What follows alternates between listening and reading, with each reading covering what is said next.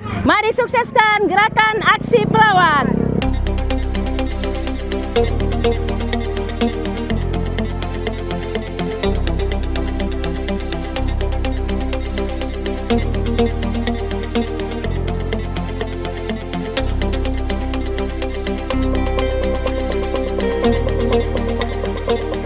Masyarakatnya di sini sehat, bersih, kuat, semangat, masa depan anaknya pasti cerah semuanya.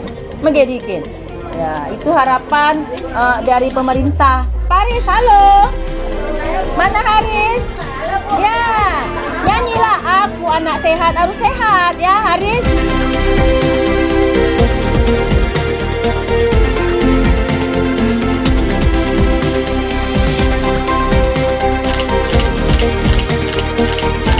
Data awal angka stunting pada Lokus Desa Jambur Damar, Kecamatan Tanah Olas adalah 6 orang.